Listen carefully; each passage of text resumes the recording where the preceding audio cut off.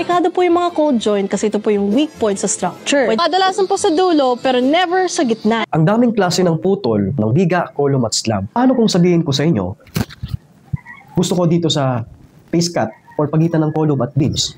Paano kung sabihin ko sa inyo, gusto ko sa may L/4, L/3, or mid? Saan nga ba dapat pinuputol ang buhos? Maraming suggestion galing from our architects, engineers, at kung minsan nga galing pa sa foreman at skilled base sa kanilang experience. Pero ano ba dapat ang tamang approach dito? Kung kayo ang mismong may site at may actual project, pakinggan nyo ito.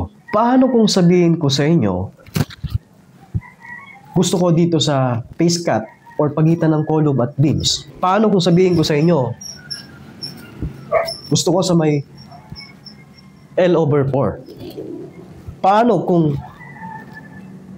L/3 or mid?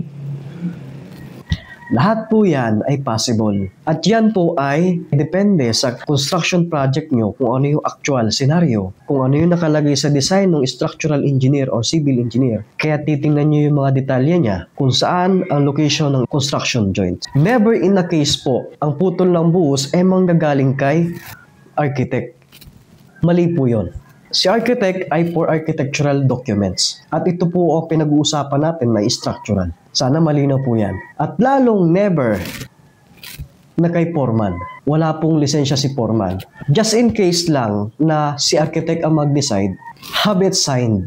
Papirmahin niyo si architect. Bakit? Kasi kung magka-problema ang project, si architect ang mananagot, hindi si engineer. Ang pinakatamang gawin, ang dapat na magde-decide ng construction joint ay si civil structural engineer po. Dahil si civil structural engineer po ang may scope dito at siya po ang pinaka-liable dito. This is Jaime Quality, please follow.